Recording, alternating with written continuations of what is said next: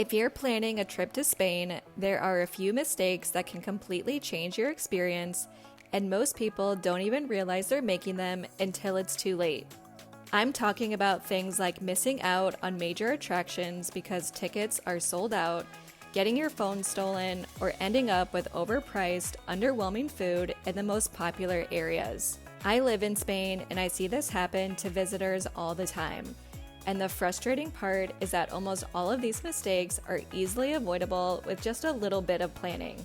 So in this video, I'm going to walk you through 7 big mistakes tourists make in Spain and exactly how to avoid them so you can have a smoother, less stressful trip from start to finish. Let's get started.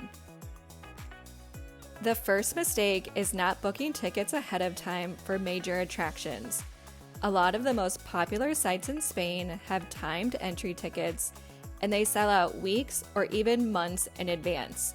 You can't just show up at the door and expect to get in. In Barcelona, I'm talking about places like Sagrada Familia and Park Güell.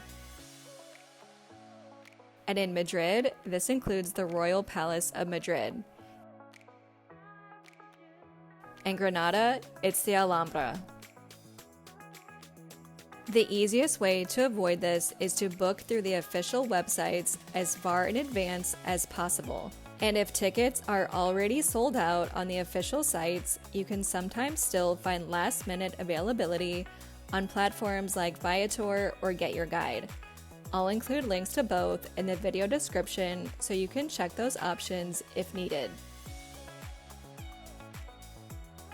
The next mistake is not taking basic precautions against pickpocketing.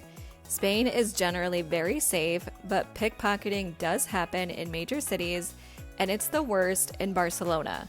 It usually happens in crowded areas like on public transportation, popular streets, and around major attractions. And the number one thing that gets stolen is phones. One of the simplest things you can do is use a phone leash or some kind of anti-theft setup like a crossbody bag or anti-theft zippers. Trust me, it gives you a lot of peace of mind, especially when you're using your phone so much for directions or taking photos. I've included a link in the video description to an inexpensive phone leash you can get on Amazon. I never leave the house without it. Another big mistake tourists make in Spain is ordering paella for dinner. Paella might be one of the most well-known dishes in Spain, but locals traditionally eat it for lunch, not for dinner. It's meant to be a slower, more social meal, often shared with family or friends, especially on weekends. So when you see paella being heavily promoted at dinner, especially in tourist-heavy areas, that's usually a sign the restaurant is catering to visitors and not focusing as much on quality. In a lot of cases, those versions are pre-made or not that great. If you want the real experience, plan to have paella for lunch instead. Coastal areas are a great option, and the beachfront restaurants always fill up around lunchtime. The next mistake a lot of tourists make is eating in tourist-heavy areas. This is one of the easiest ways to end up with overpriced and underwhelming food without even realizing it.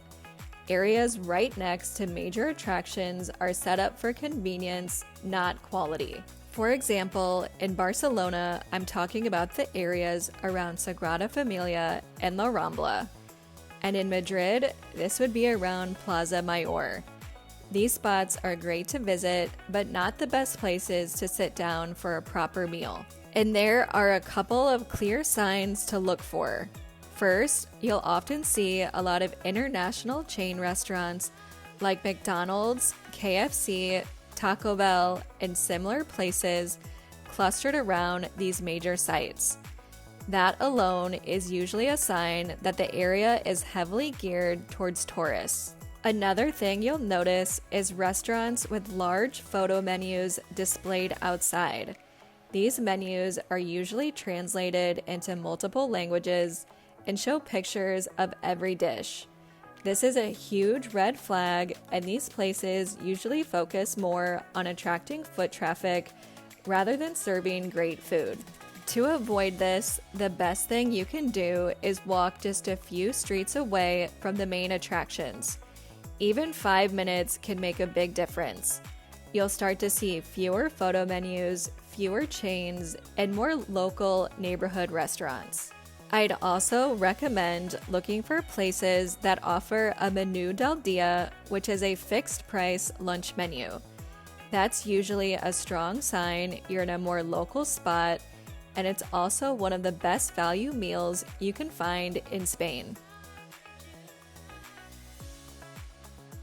Another mistake tourists make is booking vacation rentals instead of hotels. In many Spanish cities, short-term rentals have become a big issue because they take housing away from locals. Rising rent prices and limited housing availability have led to a lot of the anti-tourist sentiment that's happening right now. That's why I always recommend booking hotels in Spain rather than an Airbnb or vacation rental, because it helps to support the locals and alleviate the housing market. There are also a lot of added benefits from booking hotels, like having a front desk, luggage storage, daily cleaning, and better service overall. So if you want a smoother trip and also want to be a bit more mindful of the local situation, hotels are usually the better choice. Another mistake is not learning a few basic Spanish phrases before your trip. You don't need to be 100% fluent, but even knowing a handful of simple phrases goes a long way. Things like ordering food, asking for the bill, or just saying hello and thank you can completely change how interactions feel. In many tourist areas, people do speak English, but not everywhere. And even when they do, starting in Spanish is always appreciated. It just shows a level of respect, and in my experience, people are often more open and helpful when you make the small effort. And if you're traveling to places like Barcelona or other parts of Catalonia, I'd also recommend learning a few basic Catalan phrases. This is the local language that's different from Spanish, and locals really appreciate the effort. If you want a simple way to prepare, I have an ebook with essential Spanish phrases specifically for traveling in Spain. I'll link that in the video description if you want to check it out before your trip. The last mistake is eating dinner too early. This one can feel a little strange at first, especially if you're used to eating earlier in the evening. In Spain, dinner usually starts around 8:30 or even later. So if you go out at 6:30 or 7, a lot of restaurants will either be closed or completely empty. And that can give the impression that something's wrong when really you're just early. Adjusting to the local dining schedule makes a big difference. Restaurants start to fill up later at night, and the atmosphere is completely different once people arrive. I hope this gives you a clearer idea of what to avoid when you're traveling in Spain. Most of these mistakes are really common, but the good news is that they're also easy to fix once you know about them. A few small changes in how you plan and approach things can make your trip feel a lot smoother and more enjoyable. If you take anything away from this, just remember to book your tickets in advance for major attractions so you don't miss out, and don't come to Spain without a phone leash or some kind of anti-theft setup to help prevent pickpocketing. Don't forget to check the video description for all the links I mentioned in the video. Thanks so much for watching, and if you found this video helpful, please give it a thumbs up and subscribe to my channel for more Spain travel tips and reviews.